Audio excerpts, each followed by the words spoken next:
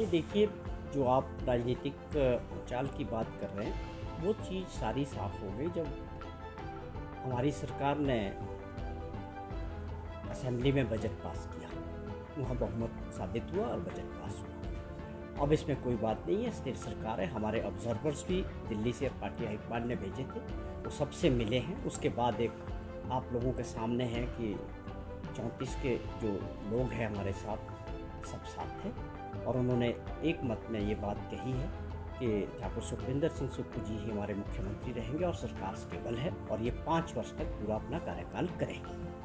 अभी आप देख रहे हैं कि सरकार ने अपना काम शुरू कर दिया, लगातार कैबिनेट मीटिंग्स हो रही है, मुख्यमंत्री जी पब्लिक के बीच जा रहे हैं, प्रोग्राम्स कर रहे हैं। ये ज़्यादा मुझे लगता है कि जो 6 लोग पार्टी से, विधानसभा से, सदस्यता से स्पीकर साहब ने जिनको भंग की है, उसका एंटी डिफेक्शन लॉ की वजह से वो सब कुछ हुआ और उन लोगों ने कांग्रेस पार्टी के टिकट पे चुनाव लड़ा था। दिसंबर में जो 12 महीने पहले जो चुनाव हुआ, उसमें वो कांग्रेस पार्टी के प्रत्याशी थे और जिस प्रकार उन्होंने ये सब कुछ किया, पार्टी के विरोध में जाके और विप के खिलाफ ना पहुंचना और कांग्रेस पार्टी के साथ खड़े ना होना, तो ये डेफिनेटली जो देश का कानून है उसके हिसाब से ये एंटी डिफेक्शन में आता था और वही लागू उन पे हुआ है।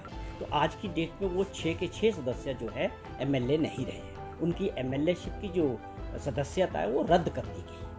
अब सवाल आता है कि ऐसी परिस्थितियों के बारे में जो वो बात कर रहे हैं कि क्यों, बड़ी साफ है, आप सभी लोग इस बात को जानते हैं, प्रदेश की जनता भी जानती है कि प्रदेश में आते ही आर्थिक स्थिति क्या रही। जब हमारी सरकार बनी वो एक सबसे बड़ा संकट था।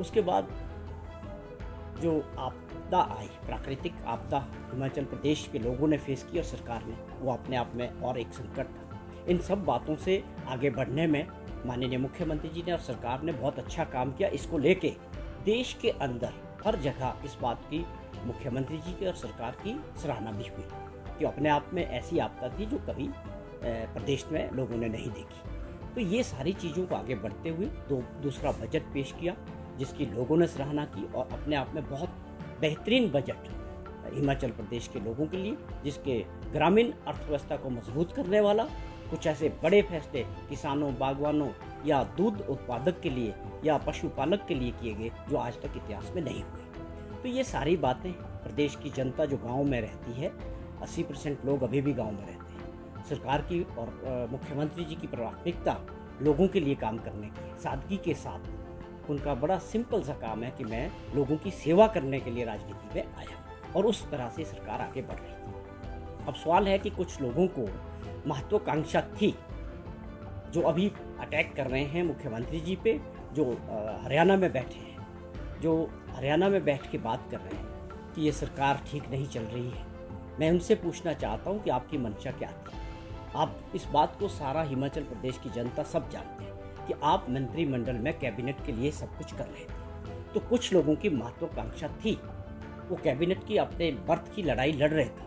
वो उस बात को राज्यसभा के इलेक्शन में उन्होंने एक, मुझे लगता है कि एक ऐसा मॉडल बनाने का प्रयास किया कि हम जो है पार्टी के खिलाफ वोट करेंगे, उसे एक प्रेशर बना के हमको जो है कैबिनेट बर्थ मिल जाएगा। लेकिन ये सारी बातें उसमें आप देखें कि किस प्रकार वो लोग बजट के समय भी कांग्रेस पार्टी के साथ नहीं थे और कहाँ हेलीकॉप्टर के जरिए सीआरपीएफ या बीजेपी के लोगों द्वारा जो षड्यंत्र किया गया, उसमें सब चीज़ों को, जो मॉडल है इस सरकार का, पूरे देश के अंदर कितनी सरकारें गिरी, जो लोकतंत्र के अंदर लोगों द्वारा चुनी गई, उसको जिस प्रकार से जलील किया जा रहा है, लोकतंत्र के लिए अपने आप में बहुत बड़ा धब्बा है। ख़ास तौर पे जो हमारा प्रदेश है, यहाँ पर जो मतदाता और लोग हैं, आप हम सब जानते हैं कि देवभूमि में रहने वाले लोग हैं। इन चीज़ों को हमारे लोग बिल्कुल पसंद नहीं करते। आपको जिस पार्टी ने खड़ा किया, जिस पार्टी से आप चुनाव लड़े, आप उसके प्रति आपको लॉयल होना चाहिए। तो जो ये घटनाक्रम हुआ, निश्चित तौर पे इसमें भाजपा का बहुत बड़ा रोल है। हम ये जानना चाहते हैं जयराम जी से भी, जो पूर्व में मुख्यमंत्री रहे हैं भाजपा के, कि आप 1 साल पहले आपको जो है हिमाचल प्रदेश के लोगों ने नकारा है। आपको लोकतंत्र का सम्मान करते हैं या नहीं करते हैं? अगर लोकतंत्र के सम्मान की बात है तो 25 लोगों वाली और 40 एमएलए वाली सरकार में बहुत फर्क था और ये हिमाचल का कल्चर नहीं था।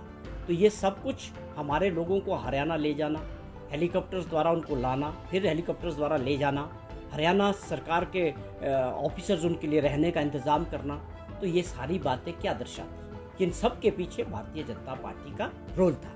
तो ये हम यही बात जानना चाहते हैं कि जो आप बार बार पूर्व मुख्यमंत्री इस बात का जिक्र करते हैं कि ये सरकार अपने लोगों की वजह से गिरेगी, बिल्कुल नहीं, ये गलत बात है।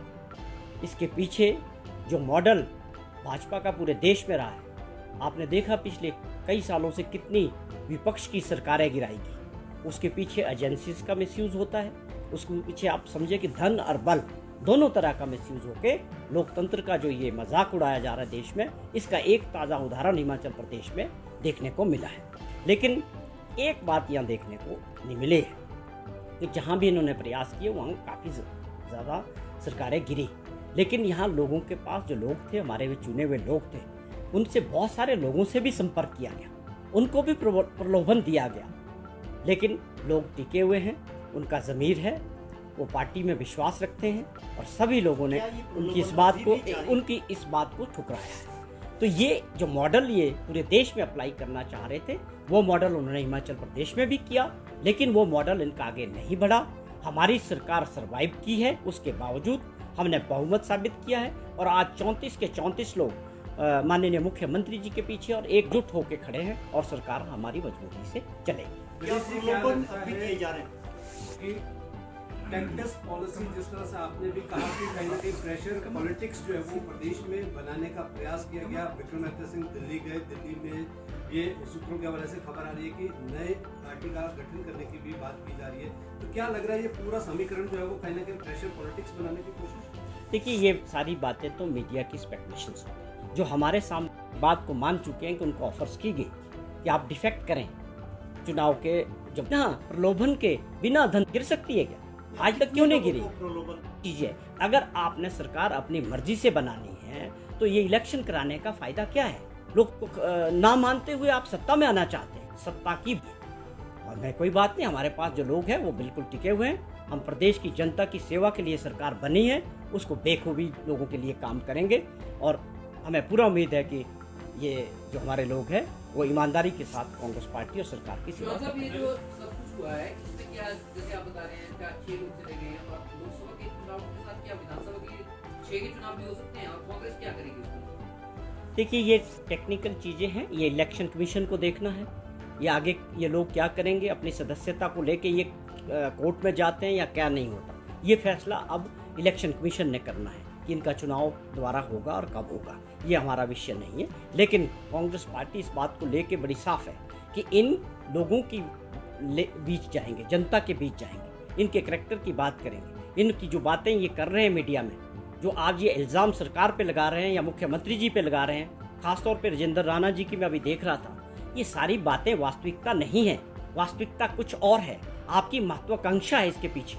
मुझे बोलने में थोड़ा व्यक्तिगत तौर पे हम किसी का क्रिटिसिज्म नहीं करते हैं कि जो ये बात कर रहे हैं, ये सब जानते हैं कि जब ये कांग्रेस में आए तो पहले कहाँ थे राणा जी, आप किस पार्टी से कांग्रेस में आए, आज दोबारा से आपने वही काम किया है। तो ये इल्ज़ाम लगा के मुद्दों को भटकाने का बात और अपनी असलियत को छुपाने का जो काम आप मीडिया के जरिए करना चाह रहे हैं, प्रदेश की जनता बहुत जागरूक है, वो सब समझती है कि आपकी मंशा क्या थी, इन लोगों की मंशा क्या थी।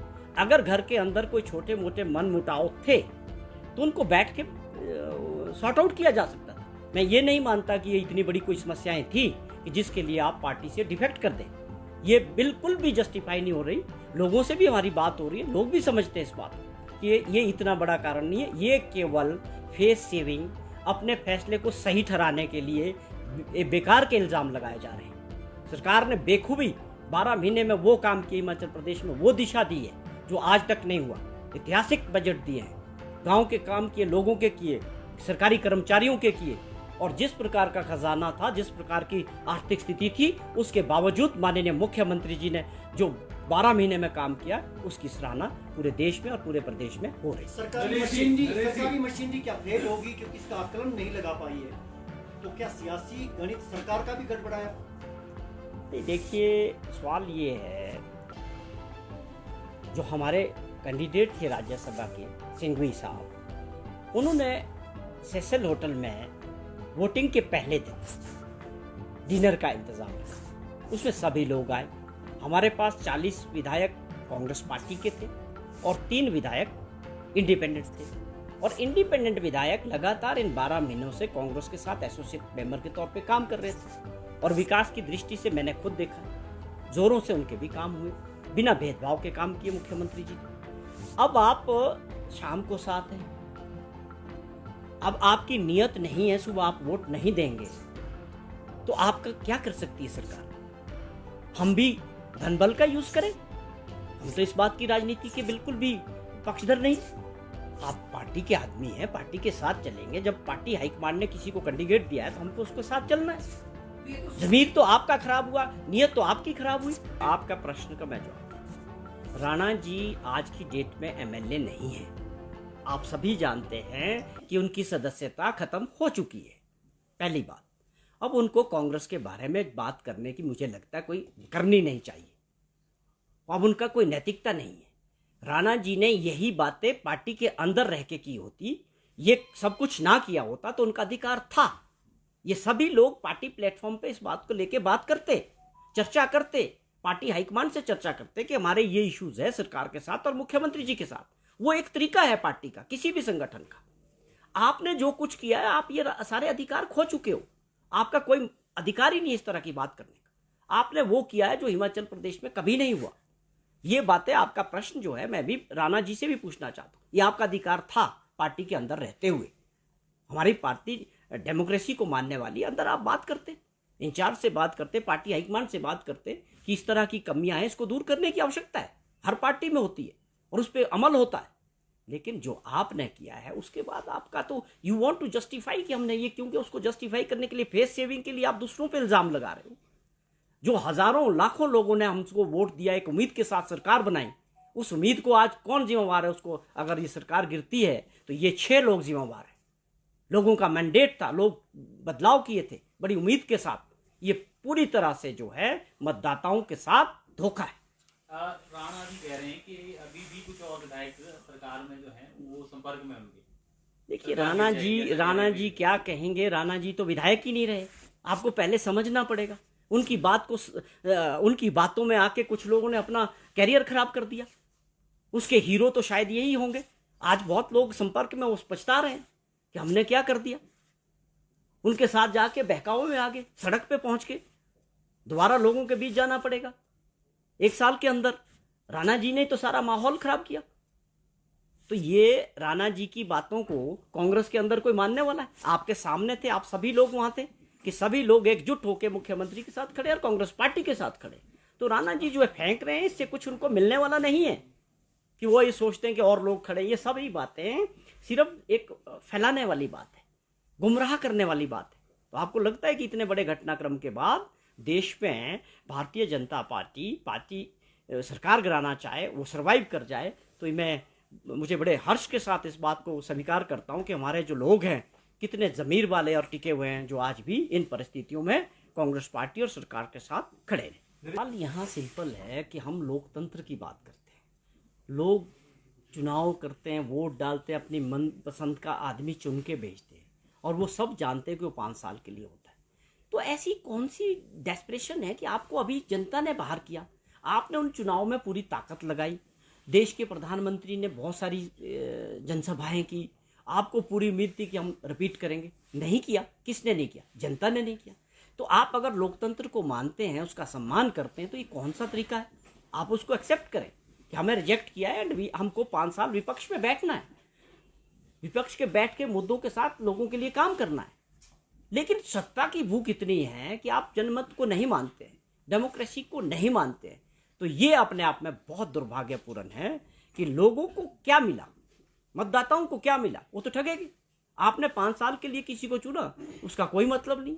वो धन बल और दूसरी एजेंसीज को मिसयूज करके वो सरकार गिरा दी जाएगी, तो लोगों के वोट डालने का क्या मतलब रह जाएगा? ये मेरा पॉइंट है। Thank you.